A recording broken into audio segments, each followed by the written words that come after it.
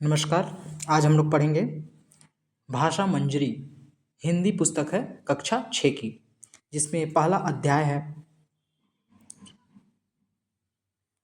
वीर तुम बढ़े चलो और दूसरा अध्याय है हार की जीत। तो हार की जीत आज हम कंप्लीट करेंगे, ठीक है। तो शुरू करने से पहले हम आचार्य जी की कोट्स देख लेते हैं। आचार्य जी के बारे में तो आप जानते होंगे। आचार्य जी एक उच्चतम ग्रंथों को बिल्कुल सरल अर्थों में हमें पहुंचा रहे हैं हम तक। और आचार्य जी आईआईटी, आईएम, आईएएस निकाल चुके हैं, है ना। और वे विद्यार्थियों के ऊपर लगभग उनकी हज़ारों से अधिक वीडियोस हैं यूट्यूब के ऊपर, जो कि हर तरह के विद्यार्थियों को दिक्कतें जो भी होती है स्टडी पीरियड में, तो सारा प्रॉब्लम का सॉल्व आचार्य जी ने हर समस्या का समाधान बता रखा है। और आचार्य जी क्लाइमेट चेंज, जलवायु परिवर्तन के ऊपर काम कर रहे हैं। युवा गलत दिशा में जा रहे हैं, उन्हें सुधार रहे हैं। महिला सशक्तिकरण पर काम कर रहे हैं और पशु क्रूरता के ऊपर काम कर रहे हैं। साथ में मैंने जैसा कहा, उच्चतम ग्रंथों को बिल्कुल सरल अर्थों में हम तक पहुंचा रहे हैं, जो कि पशु क्रूरता के ऊपर, क्लाइमेट चेंज के ऊपर ना कोई हमारा समाज बोल रहा है, ना कोई हमारा नेता बोल रहा है, ना कोई हमारा सेलिब्रिटीज़ बोल रहे हैं, कोई नहीं बोल रहा है, ना हमारा कोई भी सरकार, कोई आदमी नहीं बोल रहा है, ना हमारा परिवार बोल रहा है। और आने वाले दिन में हमारा जो भावी लोग होंगे वो हमसे सवाल करेंगे कि क्लाइमेट चेंज के बारे में आपने क्या कहा, क्या किया, क्या कदम उठाया। तो केवल और केवल कौन कर रहे हैं अभी? आचार्य प्रशांत जी ही केवल हमारे क्लाइमेट के लिए अहम कदम उठा रहे हैं और अभी कोई नहीं उठा रहा है, ठीक है। तो हम चलते हैं आचार्य जी की कोट्स को पढ़ते हुए आगे बढ़ते हैं। घूमते रहो दुनिया भर में, क्या कह रहे हैं? घूमते रहो दुनिया भर में, करते रहो जितने तरीके की साधना हो सकती है, जब तब नाम, ध्यान, भजन, भक्ति, योग, जो भी करना है करो। तंत्र, मंत्र, पाठ, ज्ञान, ग्रंथ, श्लोक, जो करना है कर लो। जो स्वयं के प्रति, जो स्वयं के प्रति, अपने प्रति, स्वयं के प्रति कट्टर ईमानदारी की दृष्टि नहीं रखता है, उसका कुछ नहीं हो सकता है, ठीक ना। चाहे तुम कितना भी जब तप, नाम, ध्यान, भजन, भक्ति, योग, तंत्र, मंत्र, पाठ, ज्ञान, ग्रंथ, श्लोक पढ़ लो, जो भी करना है कर लो, यदि स्वयं के प्रति तुम कट्टर ईमानदारी की दृष्टि नहीं रखते हो तो उसका कुछ नहीं हो सकता है, ठीक है ना। बाहरी कुछ भी करने से कुछ नहीं होगा, अपने आप को, अपने स्वयं के ऊपर कट्टर ईमानदारी रखना होगा, ठीक है। तो हम शुरू करते हैं चैप्टर को।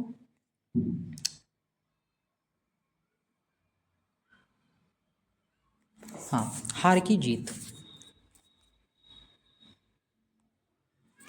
माँ को अपने बेटे और किसान को अपने लहलहाते खेत देखकर जो आनंद मिल आता है, वही आनंद बाबा भारती को अपने घोड़ा देखकर आता है।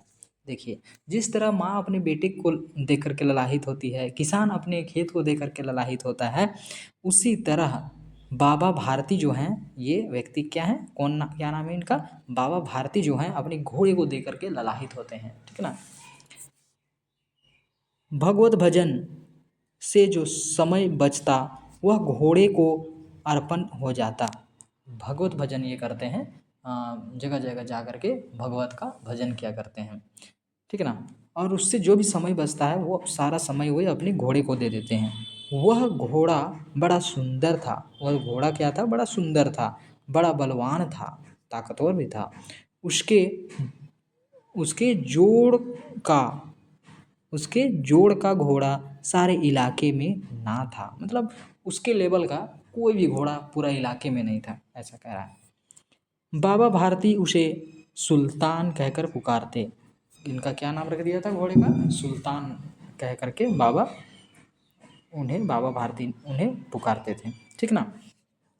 अपने हाथ से करहा खर हरा खरहरा करते, मतलब मालिश करते, पोंछते, उसे प्यार करते, है ना, खरहरा करते।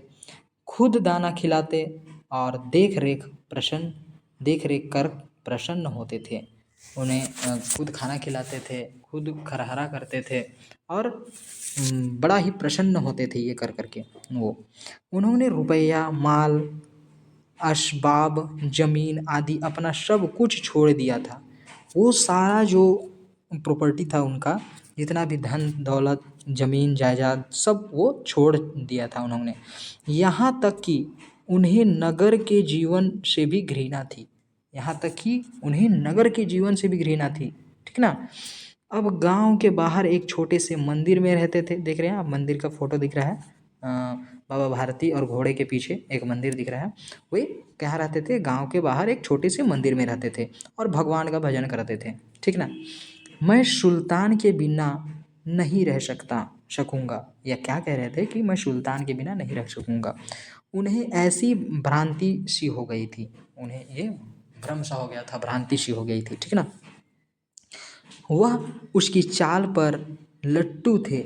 जो सुल्तान के चाल पर बाबा भारती लट्टू थे, ठीक ना। अपने घोड़े के चाल पर, चलने के ऊपर, जैसा वो चलते थे घोड़े, जैसा वो घोड़ा चलता था उस पर लट्टू थे, मतलब पूरा मोहित थे, ठीक ना। बड़ा अच्छा लगता था उन्हें। कहते हैं ऐसा चलता है जैसे मोर घटा को देखकर नाच रहा हो। उसको कैसा लगता था? जैसे कि मोर घटा जब छा जाती है चारों ओर तो मोर जो नाचने लगती है, वैसे मेरे घोड़े चलते हैं, ठीक ना। जब तक संध्या समय सुल्तान पर चढ़कर 8-10 मील का चक्कर ना लगा लेते उन्हें चैन ना आता। जब तक वो क्या करते थे, सैन्य मतलब जब शाम होने से थोड़ा सा पहले जो समय होता है, सैन्य समय में सुल्तान पर चढ़ के लगभग 8 से 10 मील तक चक्कर न लगा लेते उन्हें चैन नहीं मिलता था। खड़ग सिंह उस इलाके का कुख्यात डाकू था। खड़ग सिंह कौन है? एक डाकू है, जाने माने डाकू है, जाना माना। लोग उसका नाम सुनकर कांपते थे, ठीक ना। सांभा वाला टाइप का था, ठीक है। उनका नाम सुन करके लोग कांपते थे, गब्बर वाला टाइप का, ठीक है ना। होते होते सुल्तान की कृति उसके कानों तक भी पहुंची। अब सुल्तान की जो कृति थी, मतलब उसका चाल ढाल और मजबूत शरीर, मतलब हर जो उसका क्वालिटी था, अच्छा क्वालिटी जो भी गुण था, वो किसके कानों तक पहुंच गई? जो खड़ग सिंह जो डाकू था, फेमस डाकू था, उसके कानों तक पहुंच गई, ठीक ना। उसका हृदय उसे देखने के लिए अधीर हो उठा। उसका जो हृदय था, दिल था, वो क्या हुआ? उसको देखने के लिए अधीर हो उठा, मतलब उसको देखने का बड़ा उत्साह होने लगा उसे। वह एक दिन दोपहर के समय बाबा भारती के पास पहुंचा और नमस्कार करके बैठ गया। एक दिन वो क्या किया? दोपहर में बाबा भारती के पास पहुंचा और नमस्कार करके बैठ गया। बाबा भारती ने पूछा, खड़ग सिंह क्या हाल है? ठीक है, बाबा भारती ने क्या कहा? खड़ग सिंह क्या हाल है? अब देखिए खड़ग सिंह क्या कहते हैं। खड़ग सिंह ने सिर झुकाकर उत्तर दिया, आपकी दया है, ठीक है। कहो इधर कैसे आए? कौन कह रहा है? बाबा भारती।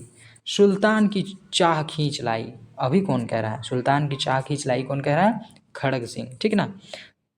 विचित्र जानवर है, देखोगे तो प्रसन्न हो जाओगे, ठीक ना। मैंने भी बड़ी प्रशंसा सुनी है, उसकी चाल तुम्हारा मन मोह लेगी, ठीक है। कहते हैं देखने में भी बड़ा सुंदर है, इस टाइप से। जो वो बाहर सुना था, ये कह रहा है किससे? बाबा भारती से, ठीक है ना। कि बड़ी प्रशंसा सुनी है आपकी घोड़े की, बड़ी विचित्र जानवर है, देखोगे तो प्रसन्न हो जाओगे, और कहते हैं कि बड़ा सुंदर है, ऐसा ऐसा कह रहा है। क्या कहना, जो उसे एक बार देख लेता है उसके हृदय पर उसकी छवि अंकित हो जाती है, मतलब वो उसके दिल में फोटो बन जाता है कि वो हमेशा अपने बड़ा याद रखता है हमेशा के लिए। बहुत दिनों से अभिलाषा थी, आज उपस्थित हो सका हूँ। बहुत दिन से मेरा इच्छा था आपके घोड़े से मिलने का, लेकिन आज मैं उपस्थित हो पाया हूँ, ऐसा कह रहा है। बाबा भारती और खड़ग सिंह अस्तबल में पहुँचे। क्या हुआ? बाबा भारती और खड़ग सिंह अस्तबल पहुँचे, मतलब अस्तबल क्या कहा जा रहा है? जहाँ घोड़ा रहते हैं, ठीक ना। बाबा ने घोड़ा दिखाया घमंड से। बाबा ने बड़ी घमंड से दिखाया घोड़े को। बाबा ने घोड़ा दिखाया घमंड से। खड़ग सिंह ने घोड़ा देखा आश्चर्य से। बाबा एकदम घमंड से दिखाया और खड़ग सिंह बिल्कुल आश्चर्य हो गए देख करके कि वाह, ये तो कितना सुंदर है वास्तव में, ठीक ना। उसने सहर्षों घोड़े देखे थे, उन्हें मतलब हजारों सौ घोड़े देखे थे होंगे खड़ग सिंह ने, लेकिन परंतु बांका घोड़ा उसकी आंखों से कभी ना गुजरा था। ऐसा घोड़ा कभी नहीं गुजरा था उनके आंखों से, ठीक है। सोचने लगा भाग्य की बात है।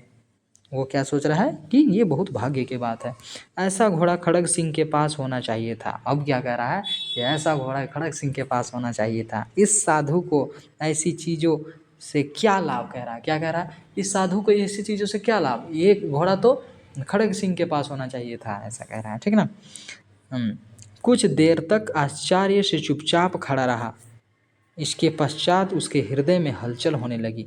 अब कुछ देर तक आश्चर्य से चुपचाप खड़ा रहा और फिर हलचल होने लगा, ठीक है ना। बालकों की सी अधीरता से बोला, बालक जैसा मतलब बच्चा जैसे अधीरता से बोला, परंतु बाबा जी, इस टाइप से, ठीक है ना। इसकी चाल ना देखी तो क्या, अब क्या कह रहा है, इसकी चाल ना देखी तो क्या, ठीक। तो आगे, बाबा जी भी मनुष्य ही थे, बाबा जी भी मनुष्य ही थे, उनकी बात मान लिए। अपनी वस्तु की प्रशंसा दूसरे के मुख से सुनने के लिए उनका हृदय अधीर हो गया। अब वो भी क्या मनुष्य ही हैं, तो कोई उनका बड़प्पन कर रहा है तो वो भी बह गए, ठीक ना। घोड़े को खोलकर बाहर ले गए। अब घोड़े को बाहर ले गए, घोड़ा वायु वेग से उड़ने लगा, एकदम वायु का वेग से, मतलब बहुत अधिक स्पीड से दौड़ने लगा। घोड़े को खोलकर बाहर ले गए, घोड़ा वायु के वेग, घोड़ी यहाँ क्या हो गया, उसकी चाल देखकर खड़ग सिंह के हृदय पर सांप लौट गया। मतलब बहुत ज़्यादा वो उसका इच्छा होने लगा कि ये घोड़ा मुझे चाहिए, और वो बहुत प्रसन्न हो गया, उसका मतलब लोथ-पोथ हो गया पूरा, ठीक है। वह डाकू था और जो वस्तु उसे पसंद आ जाए उस पर वह अपना अधिकार समझता था, ठीक ना। वो तो डाकू था, जो भी उसे पसंद आ जाता था उस पर अपना अधिकार समझता था। उसके पास बाहुबल था, क्या था, बाहुबल, ताकतवर था वो, और उसके पास लोग भी थे, डाकू की अथी ये होती है, सेना होती है, ठीक ना, और आदमी भी थे। जाते जाते उसने कहा, बाबा जी मैं यह घोड़ा आपके पास ना रहने दूंगा। क्या कह रहा है, जाते जाते जाने लगा तो क्या कह रहा है कि बाबा जी मैं ये घोड़ा आपके पास ना रहने दूंगा, ठीक है ना। बाबा भारती डर गए। अब क्या हुआ, बाबा भारती डर गए। अब उन्हें रात को नींद ना आती, किन्हें, बाबा भारती को नींद नहीं आ रही है। सारी रात अस्तबल की रखवाली में कटने लगी, सारी रात वो अस्तबल में ही सोने लगे। प्रतिक्षण खड़ग सिंह का भय लगा, ठीक ना, लगा रहता था, हर समय खड़ग सिंह का भय लगा रहता था उन्हें, रहता था। परंतु कई मास बीत गए, कई महीने बीत गए और वह ना आया। कौन नहीं आया, खड़ग सिंह नहीं आया। कई महीना बीत गया, खड़ग सिंह नहीं आया। यहाँ तक कि बाबा भारती कुछ असावधान हो गए। बाबा भारती यहाँ तक कि बाबा भारती कुछ असावधान हो गए, मतलब सावधान नहीं रहे। अब असावधान मतलब उतना ध्यान भी नहीं दे रहे हैं, बहुत महीना हो गया तो उतना ध्यान नहीं दे रहे हैं। अब इस भय को स्वप्न के भय की नाई मिथ्या समझने लगी। अब जो स्वप्न में भी डर लगा रहता था, अब उसे झूठ समझने लगा, और वो सोचने लगा कि अब खड़ग सिंह नहीं आएंगे। संध्या का समय था, ठीक ना, संध्या का समय था, जो संध्या समय मान के चलिए 4-5-6 बजे ये आसपास का समय था। बाबा भारती सुल्तान की पीठ पर सवार होकर घूमने जा रहे थे। क्या कर रहे थे, बाबा भारती घूमने जा रहे थे। बाबा भारती सुल्तान की पीठ पर सवार होकर घूमने जा रहे थे। इस समय उनकी आंखों में चमक थी, मुख पर प्रसन्नता थी। कभी घोड़े के शरीर को देखते, कभी उसके रंग को, और मन में फूले ना समझते, है ना। वो बहुत प्रसन्न थे, कभी उस समय उनकी आंखों में बिल्कुल चमक थी, मुख में प्रसन्नता थी, और कभी घोड़े के शरीर को देखते तो कभी उसके रंग को देखते और मन उसका एकदम फूल जाता, मतलब बड़ा खुश हो जाते, ठीक ना। सहसा एक ओर से आवाज़ आई, ओ बाबा इस कंगले की सुनते जाना। क्या कह रहा है, किसी तरफ से आवाज़ आई कि ओ बाबा इस कंगले की सुनते जाना। आवाज़ में करुणा थी, आवाज़ में क्या थी, करुणा थी, कुछ हो मानो कुछ उसे संकट है, इस टाइप से करुणा थी। बाबा ने घोड़े को रोक लिया। अब बाबा ने घोड़े को रोक लिया, देखा एक अपाहिज वृक्ष की छाया पर में पड़ा कराह रहा है। एक अपाहिज है जो कि वृक्ष की छाया में कराह रहा है, मतलब चिल्ला रहा है, तड़प रहा है। बोले, क्यों, तुम्हें क्या कष्ट है? क्या बोले बाबा भारती कि तुम्हें क्या कष्ट है, बताओ। अपाहिज ने हाथ जोड़कर कहा, बाबा मैं दुखिया हूँ, मैं बड़ा दुख में हूँ, ठीक ना, मुझ पर दया करो। क्या कह रहा है? मुझ पर दया करो। राम वाला यहाँ से 3 मील है। राम वाला एक जगह है जो कि कितना दूर है बता रहा है वो अपाहिज व्यक्ति, 3 मील है, ठीक ना। मुझे वहाँ जाना है, कह रहा है कि मुझे वहाँ जाना है, लेकिन मैं अपाहिज हूँ, मैं चल नहीं सकता हूँ, इसलिए मैं छाया में, वृक्ष की छाया में बैठा हूँ, ठीक है। घोड़े पर चढ़ा लो, परमात्मा भला करेंगे। क्या कह रहा है? घोड़े पर चढ़ा लो मुझे, परमात्मा भला करेंगे। वहाँ तुम्हारा कौन है? बाबा भारती कहते हैं वहाँ तुम्हारा कौन है? तो वे कहते हैं दुर्गा दत्त वैद्य का नाम सुना होगा। क्या कह रहा है? दुर्गा दत्त वैद्य का नाम सुना होगा, उनका सौतेला भाई हूँ मैं, ऐसा कहता है। वो जो अपाहिज व्यक्ति था वो कह रहा है कि दुर्गा दत्त का मैं सौतेला भाई हूँ। बाबा भारती ने घोड़े से उतरकर अपाहिज को घोड़े पर सवार किया और स्वयं उसकी लगाम पकड़कर धीरे धीरे चलने लगे। वो नीचे ही पैदल चल रहे हैं, उन्हें अपाहिज व्यक्ति को बैठा लिया ऊपर, ठीक ना। बड़े दयालु थे बाबा भारती जी। अब देखते हैं आगे क्या होता है। सहसा उन्हें एक झटका सा लगा और लगाम हाथ से छूट गई। उसे एक झटका सा लगा और लगाम क्या हो गया? हाथ से छूट गया, ठीक ना। उनके आश्चर्य का ठिकाना ना रहा जब उन्होंने देखा कि अपाहिज घोड़े की पीठ पर तनकर बैठा है और घोड़े को दौड़ाए लिए जा रहा है। अब देखो, वो जो अपाहिज व्यक्ति था वो नाटक कर रहा था। वो जैसे ही कुछ देर बाद क्या किया, झटके से बाबा भारती के हाथ से लगाम को ले लिया और तन करके बैठ करके और घोड़े को दौड़ाने लगा, ठीक ना। उनके मुख में भय, विस्मय और निराशा से मिली हुई चीख निकल गई। अब किसके मुंह से ये निकल रही चीख? बाबा भारती के नाम से। वह अपाहिज डाकू खड़ग सिंह था। वो अपाहिज डाकू कौन था? खड़ग सिंह था, ठीक ना। वो दूसरे भेष में आया था, अपाहिज के भेष में आया था। बाबा भारती कुछ देर तक तो चुप रहे और इसके बाद कुछ निश्चय कर पूरे बल से चिल्लाकर बोले, जरा ठहर जाओ। देखिए, कुछ देर तो चुप रहे, लेकिन कुछ देर बाद एकदम बिल्कुल जोर से चिल्ला करके बोले कि जरा तुम ठहर जाओ। खड़ग सिंह ने आवाज़ सुनकर घोड़ा रोक लिया और उसकी गर्दन पर प्यार से हाथ फेरते हुए कहा, बाबा जी यह घोड़ा अब ना दूंगा। क्या कहा? बाबा जी प्यार से हाथ फेरते हुए कहा कि बाबा जी अब ये घोड़ा मैं ना दूंगा, ठीक ना। अब आगे देखते हैं क्या होता है। परंतु एक बात सुनते जाओ। खड़ग सिंह ठहर गया। क्या हुआ? खड़ग सिंह ठहर गया। बाबा भारती ने निकट जाकर उसकी ओर ऐसी आंखों से देखा जैसे बकरा कसाई की ओर देखता है। अब बाबा भारती एकदम नज़दीक गए, ठीक ना, और खड़ग सिंह की आंखों में ऐसा देखा जैसे कि बकरा जो कसाई को काटता है उस समय देखता है, ठीक ना। फिर कहा, यह घोड़ा तुम्हारा हो चुका। क्या कह रहा है? ये घोड़ा तुम्हारा हो चुका। कौन बोल रहा है? बाबा भारती, मतलब त्याग दिया बाबा भारती ने। मैं तुमसे इसे वापस करने के लिए ना कहूँगा। क्या कह रहा है? मैं तुमसे ये वापस नहीं मांगूंगा, परंतु खड़ग सिंह केवल एक प्रार्थना करता हूँ, उसे अस्वीकार ना करना, नहीं तो मेरा दिल टूट जाएगा। क्या कह रहा है? केवल एक इच्छा है मेरा, जिसको तुम अस्वीकार मत करना, मान लेना, नहीं तो मेरा दिल टूट जाएगा, ऐसा कह रहा है। बाबा जी आज्ञा कीजिए। खड़ग सिंह क्या कह रहा है? आप आज्ञा तो कीजिए, ऑर्डर तो दीजिए, ठीक ना। मैं आपका दास हूँ, केवल यह घोड़ा ना दूंगा, ठीक ना। मैं आपका दास हूँ लेकिन केवल ये घोड़ा नहीं दूंगा, कह रहा है। अब घोड़े का नाम ना लो। क्या कह रहा है? अब घोड़े का नाम ना लो, मैं तुमसे इसके विषय में कुछ ना कहूँगा, ठीक। घोड़े का नाम लो ना लो। कौन कह रहा है? खड़ग सिंह कह रहा है कि घोड़े का केवल नाम मत लीजिए, मैं आपका दास हूँ, जो कहना है कहिए, केवल घोड़े का नाम मत लीजिए बाबा जी, और जो आज्ञा देना है दीजिए, ऐसा कह रहा है।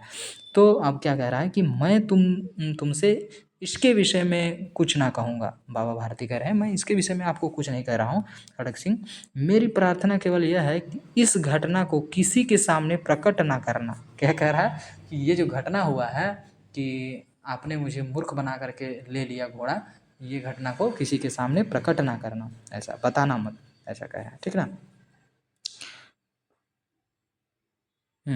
प्रकट ना करना। खड़ग सिंह का मुंह आश्चर्य से खुला खुला रहा। वो आश्चर्य हो गया, ऐसा क्यों कह रहा है।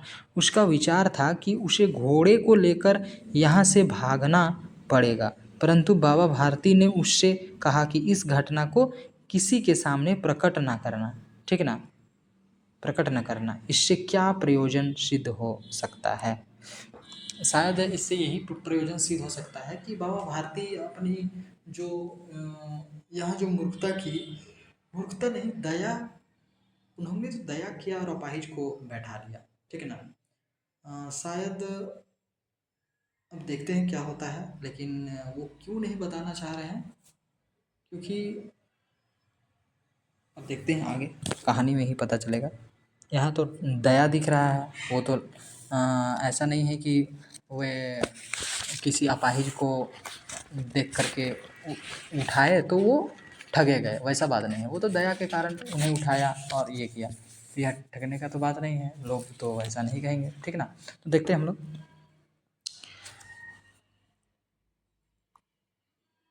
किसी के सामने मत बताना, ऐसा कह रहा है। और वो तो क्या सोच रहा था कि हमें यहाँ से तो भागना होगा, क्योंकि जब बाबा भारती सब तरफ हल्ला कर देंगे तो लोग घोड़े के लिए आएंगे, तो ये तो बताने का बात ही नहीं कह रहा है, प्रकट करना ही नहीं है, तो मुझे तो कहीं भागना ही नहीं होगा, ऐसा कह रहा है, ठीक है ना। खड़ग सिंह ने बहुत सोचा, बहुत सिर मारा, परंतु कुछ समझ में ना आ सका। खड़ग सिंह बहुत सोचने लगा कि क्या प्रयोजन हो सकता है, जैसा हम लोगों ने अभी सिर मारा, ठीक ना। हार कर उसने अपनी आंखें बाबा भारती के मुख पर गड़ा दी। अब क्या हुआ कि वो अपना आँख को बाबा भारती के मुख में गड़ा दिया, मुंह में रख दिया, मतलब बाबा भारती को ध्यान से देखने लगा। हार गया और वैसे देखने लगा। बाबा जी, इसमें आपको क्या डर है। अब क्या कह रहा है कि अगर मैं प्रकट कर ही दूंगा, किसी को बता ही दूंगा इसके बारे में, तो आपको क्या डर है, ऐसा कह रहा है। सुनकर बाबा भारती ने उत्तर दिया, लोगों को अगर इस घटना का पता लग गया तो वे किसी दिन दुखी पर विश्वास ना करेंगे। समझ में आ रहा है, बड़ी अच्छी सीख यहाँ सीखने को मिल रहा है। अगर लोगों को यह पता लग गया तो वे किसी दिन दुखी को मदद नहीं करेंगे, वे भी सोचेंगे कि दिन दुखी के भेष में कोई डाकू बैठा हुआ है। तो समझ में आ गया कि कोई भी किसी का हेल्प नहीं करना चाहेगा, सब सोचेंगे कि कोई दूसरे रूप में कोई गलत आदमी बैठा हुआ है, ठीक है ना। तो फिर आगे क्या कह रहे हैं। यह कहते कहते उन्होंने सुल्तान की ओर से इस तरह मुंह मोड़ लिया जैसे उनका उससे कभी कोई संबंध ही नहीं रहा हो। देखिए कितना ज़्यादा त्याग समर्पण है ना। अब बाबा भारती चले गए, परंतु उसके बाद खड़ग सिंह के कानों में उसी प्रकार गूंज रहे थे। भले ही बाबा भारती चले गए, लेकिन खड़ग सिंह के कानों में वो गूंज रही थी वो बात, ठीक ना।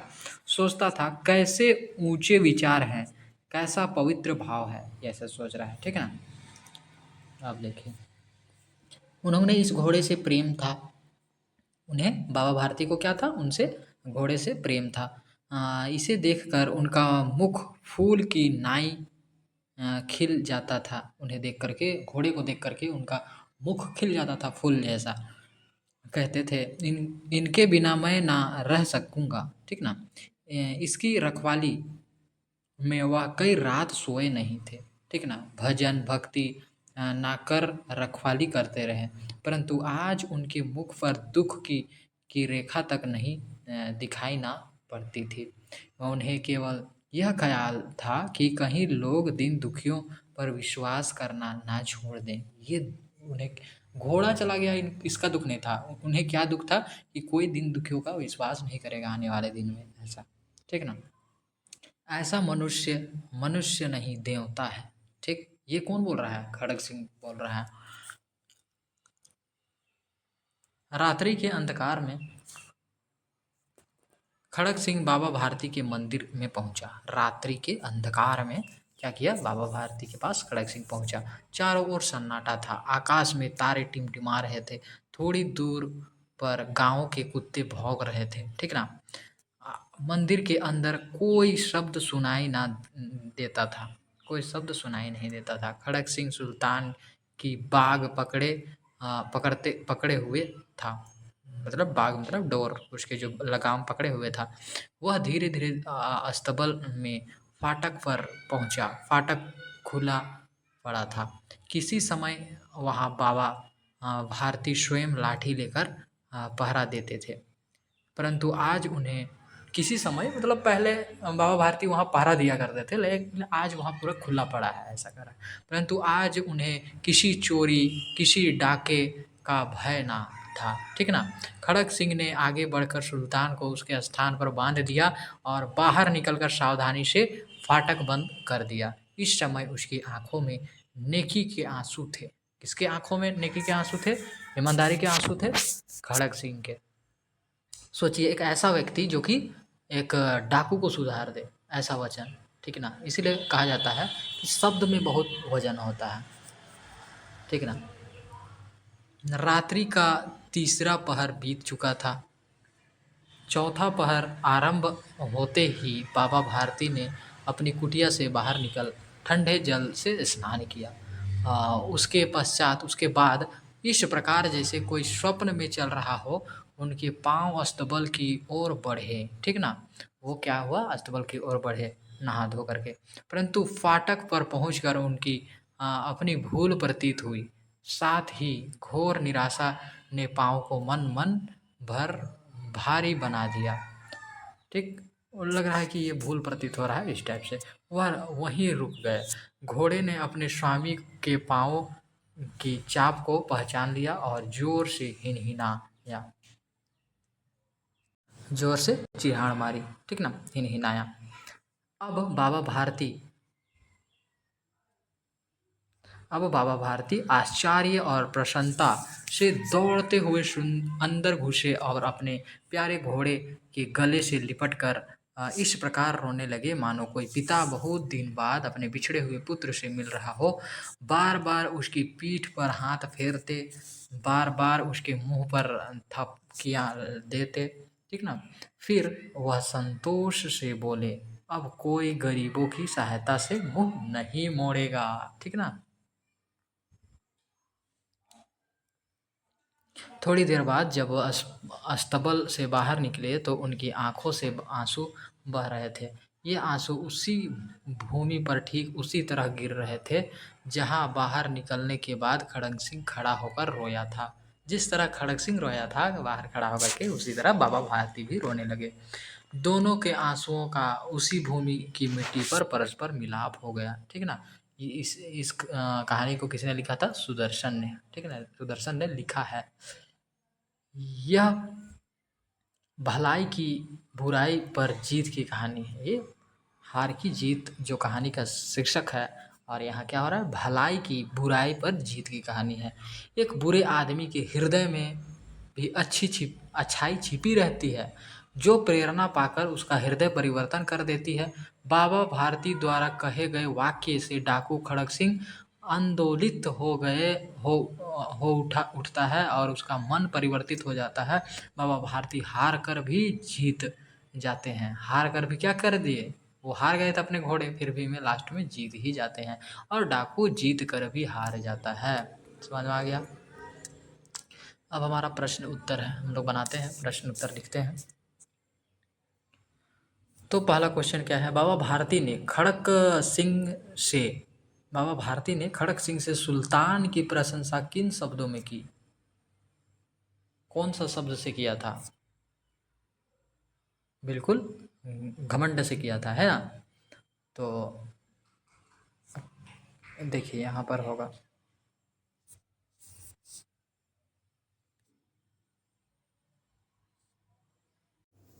हाँ, तो पहला का उत्तर क्या है, बाबा भारती ने खड़ग सिंह से सुल्तान की प्रशंसा किन शब्दों में की थी? किन शब्दों में की थी बताइए?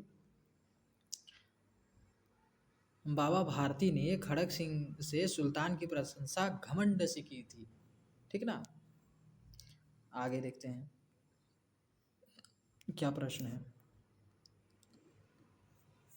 खड़क सिंह खड़क सिंह ने सुल्तान को पाने के लिए क्या युक्ति अपनाई, क्या युक्ति अपनाया था, क्या उपाय लगाया था खड़क सिंह को अपनाने के लिए, नहीं सुल्तान को अपनाने के लिए खड़क सिंह ने वो अपाहिज का रूप धारण करके मूर्ख बनाया था किसे, बाबा भारती को।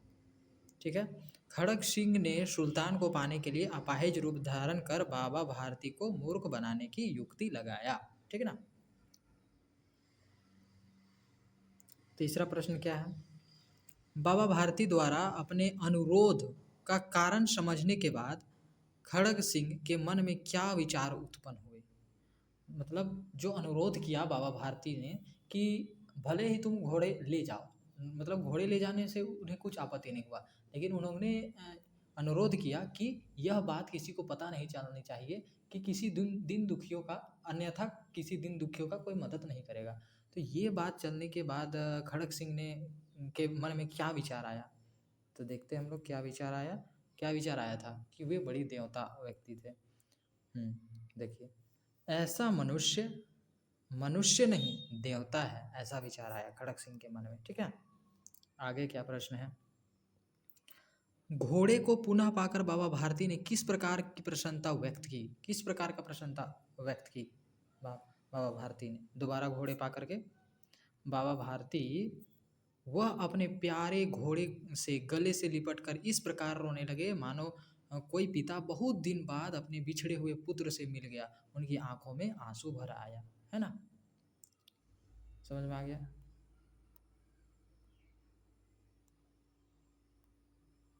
आगे देखिए क्या प्रश्न है। आपकी समझ में किसकी हार और किसकी जीत हुई, कारण देते हुए उत्तर लिखिए। बताइए किसकी हार हुई किसकी जीत हुई। बाबा भारती का जीत हुआ और खड़ग सिंह का हार हुआ। ठीक ना। अच्छाई बुराई से जीत गई, है ना।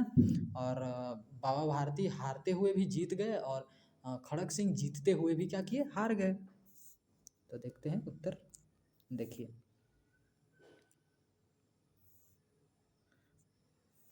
क्योंकि बाबा भारती की जीत और खड़ग सिंह की हार हुई, क्योंकि बाबा भारती का घोड़ा भी मिल गया और अभी दिन दुखियों के ऊपर विश्वास करेंगे, इसकी अभी नहीं, सभी सभी लोग अब दिन दुखियों पर विश्वास करेंगे, इसकी पुष्टि भी उसको हो गई। ठीक ना, तो वह जीत गया। आगे क्या प्रश्न है।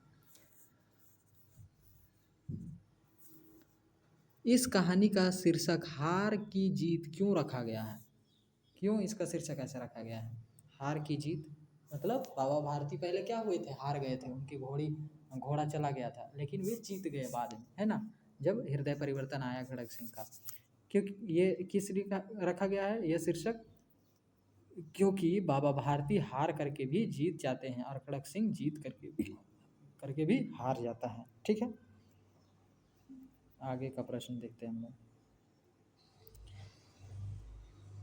इस कहानी से हमें क्या सीख मिलती है, इस कहानी से हमें क्या सीख मिलती है। इस कहानी से हमें यही सीख मिलती है कि हमें अच्छाई की ओर रहना चाहिए, हमेशा दिन दुखियों का मदद करना चाहिए और हमेशा अच्छाई की जीत होती है। इस कहानी से हमें यही सीख मिलती है कि अच्छाई हमेशा बुराई से जीतती है। ठीक है। आगे प्रश्न क्या है, पाठ से आगे कुछ बातों में सामान्य पूर्व मनुष्य की तरह होते हुए भी बाबा भारती सामान्य मनुष्य से अलग थे, कैसे, आप इस बारे में क्या सोचते हैं। लिखिए कैसे वे अलग थे।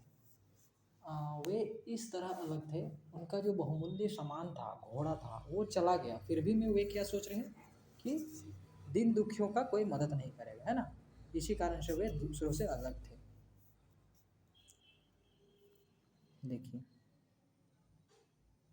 हाँ, क्योंकि बाबा भारती का बहुमूल्य वस्तु खो जाने पर भी वे अच्छाई के बारे में सोचते रहे, ना कि अपने बहुमूल्य वस्तु के बारे में। ठीक ना। आगे क्या क्वेश्चन है।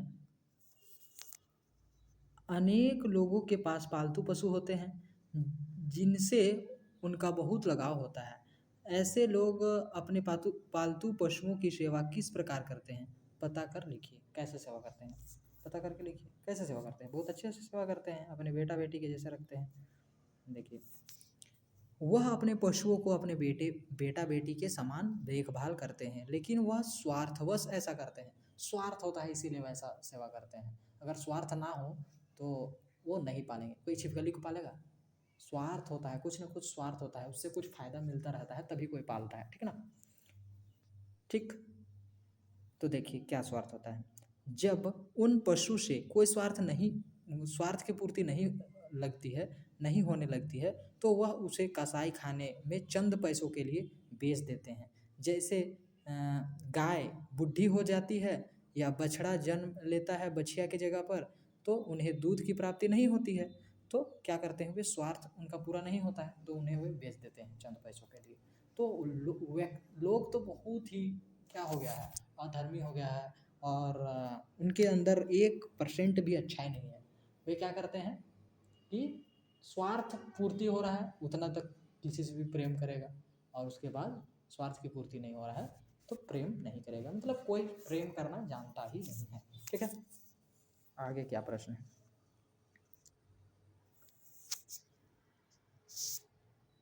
बाबा भारती की बाबा भारती द्वारा की गई प्रार्थना का कारण खड़ग सिंह नहीं समझ पाया था। इसके क्या कारण हो सकते हैं? क्यों नहीं समझ पाया था बाबा भारती द्वारा किए गए प्रार्थना को? क्योंकि उसके मन में क्या था, लोभ भरा हुआ था।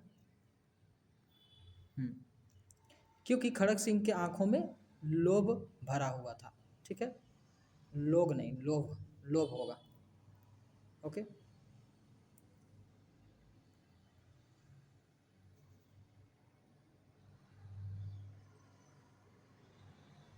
यहाँ पर क्या होगा, लोभ होगा।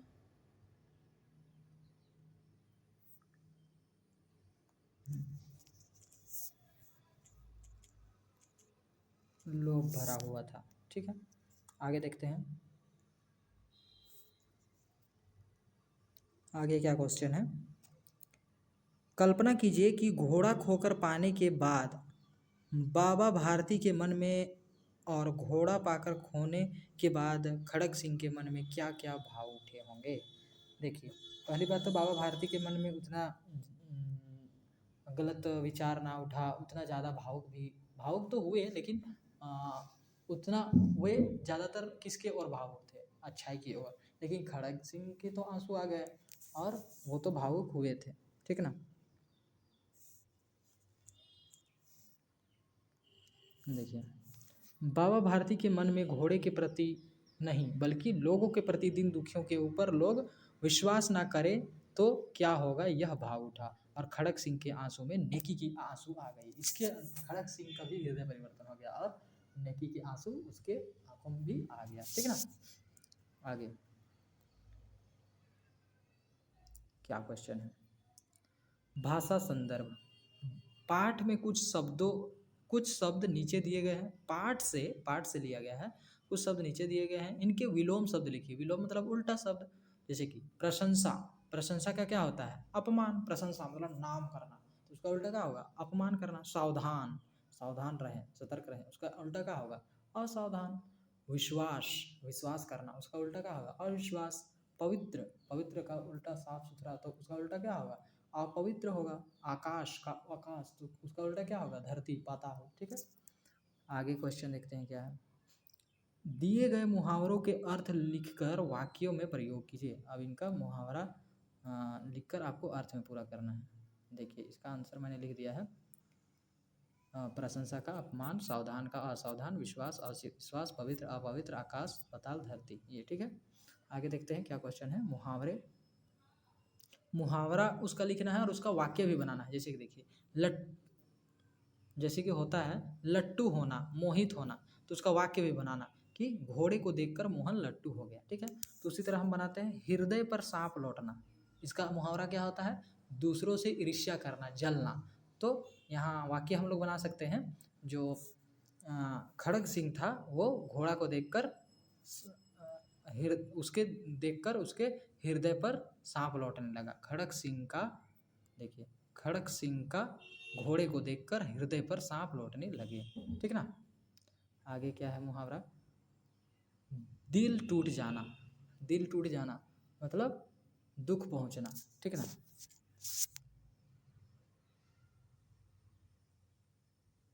दिल टूट जाना,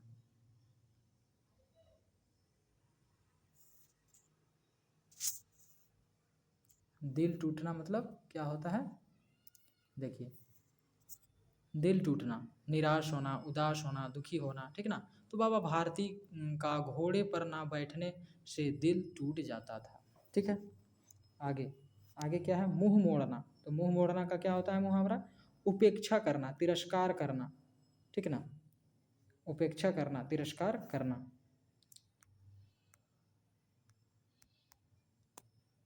उपेक्षा करना, तिरस्कार करना।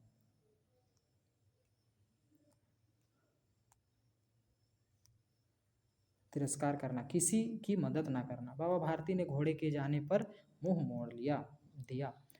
फूला ना समाना, बहुत खुश होना। बाबा भारती घोड़े को देखकर फूला ना समा पाए। ठीक है ना, फूला नहीं समा पाया।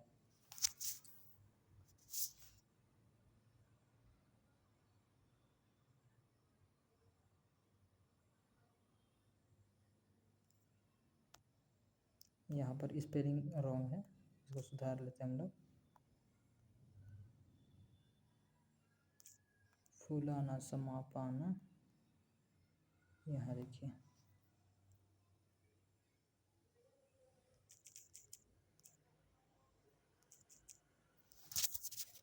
फूला ना समा पाया। ठीक है। आगे क्या क्वेश्चन है, आगे क्वेश्चन देखते हैं हम लोग। देखिए, तीसरा नंबर क्वेश्चन। अब बाबा भारती आश- आश्चर्य और प्रसन्नता से आश्चर्य और प्रसन्नता से दौड़ते हुए अंदर घुसे। और देखिए, यहाँ यहाँ जो शब्द बोला गया इस लाइन में, फर्स्ट लाइन में, यहाँ प्रसन्न मूल शब्द है। ठीक है। जिसे ता का प्रत्यय लगाकर प्रसन्नता बना दिया गया। प्रसन्न में ता जोड़ करके क्या बना दिया, प्रसन्नता बना दिया गया। और प्रसन्न एक विशेषण है, जिसे ता लगाने के बाद वो बन जाता है क्या, प्रसन्नता, भाववाचक संज्ञा बन जाता है। तो देखते हैं आगे। जिन संज्ञाओं से पदार्थ, व्यक्ति के, पदार्थ कोई भी सामान है, पदार्थ है, या कोई आदमी के धर्म को बदल दिया जाए, गुण को बदल दिया जाए, दोष को, आकार का, व्यवस्था को, व्यापार या चेष्टा इत्यादि भाव जाने जाए, वे भाववाचक संज्ञा कहलाते हैं। ठीक। विशेषण के अलावा जातिवाचक संज्ञा, सर्वनाम, क्रिया, अव्यय में भी प्रत्यय लगाकर भाववाचक संज्ञा बनाई जाती है। मतलब विशेषण में ता लगा करके तो हम लोग उसको भाववाचक संज्ञा बना सकते हैं, लेकिन साथ ही जातिवाचक संज्ञा में भी, सर्वनाम में, क्रिया में, अवयव में भी प्रत्यय लगा करके, प्रत्यय मतलब ता हो सकता है या कुछ भी हो सकता है, लास्ट में कुछ भी लगा करके हम लोग उसको भाववाचक संज्ञा बना सकते हैं। जैसे कि एग्जाम्पल में देखिए, जातिवाचक संज्ञा मित्र है, उसका में ता लगा दिए तो मित्रता बन गया। दीन है तो ता लगा दिए तो दीनता हो गया। ठीक है। विशेषण से गर्म है, गर्म ठंडा ये सब क्या होता है, विशेषण होता है। तो गर्म में मी लगा दिए तो गर्मी, कठोर का कठोरता। क्रिया में घबराना, घबराहट, सुनना, सुनाई। सर्वनाम में मम, ममता। अपना में अपनापन। ठीक ना। अव्यय में, अव्यय से अब लगा रहे हैं शाबाश, शाबाशी, दूर, दूरी। ठीक है ना। निम्नलिखित शब्दों में भाववाचक संज्ञा बनाइए। अब इस सब का आपको भाववाचक संज्ञा बनाना है। तो अच्छा का क्या होगा, अच्छाई। बीमार का क्या होगा, बीमारी। बुरा का क्या होगा, बुराई। बचपन का बचपना। सच का सच्चाई। मीठा का मिठास। सर्द का सर्दी। चतुर का चतुराई। चढ़ना का चढ़ाई। और सजाना का सजावट। ठीक ना। देखिए, लिख दिया मैंने।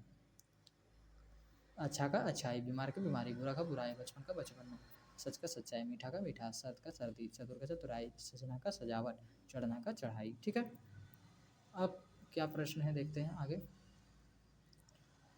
4, बाबा भारती डर गए। अब उन्हें रात को नींद ना आती। ठीक ना। कैसे डर गए, कि खड़क सिंह ने उसे धमकी दे दिया कि अब ये घोड़ा आपके पास ही रहेगा, मैं ले जाऊंगा इसे कभी भी, ठीक ना। तो वो डरने लगा।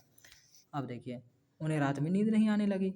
उपरोक्त दोनों वाक्य पूर्ण वाक्य हैं। दोनों वाक्य क्या है, ये और ये पूर्ण है, पूरा है, जिसका अंत में ये वाला चिन्ह लगा है, चिन्ह ऐसा वाला लगा है, से होता है। ये वाला चिन्ह को पूर्ण विराम कहते हैं। ये चिन्ह को क्या कहते हैं, पूर्ण विराम कहते हैं।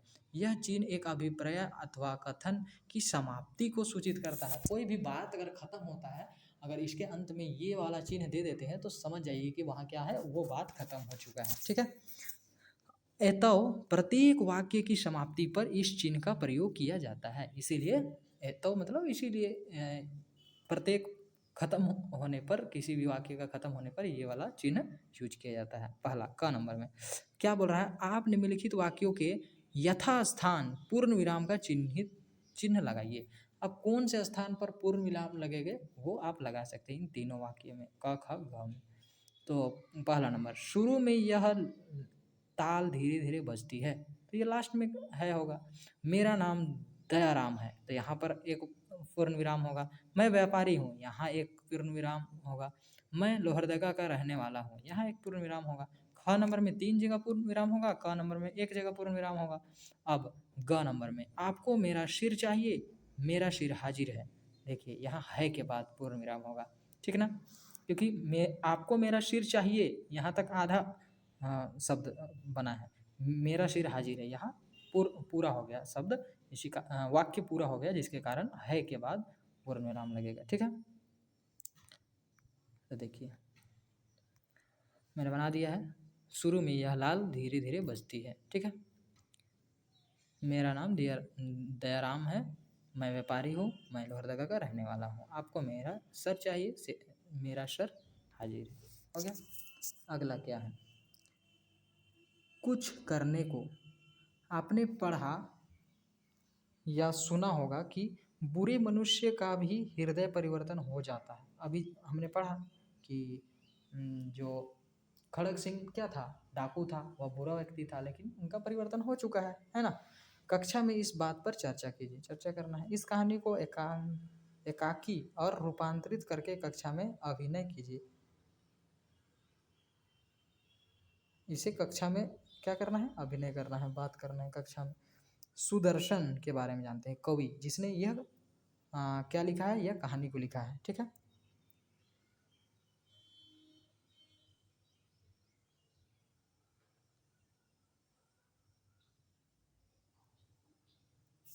सुदर्शन का वास्तविक नाम बद्रीनाथ भट्ट था। सुदर्शन का वास्तविक नाम क्या था, बद्रीनाथ भट्ट था।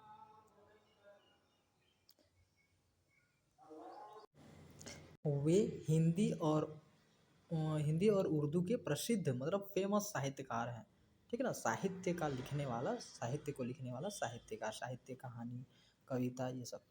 जन्म कब हुआ था, 1896 ईस्वी में हुआ था, सियालकोट पाकिस्तान में हुआ था, ठीक है। मृत्यु कब हुआ था, 1967 ईस्वी में हुआ था। प्रमुख रचनाएं क्या क्या हैं, हार की जीत, यह कहानी लिखा है इन्होंने।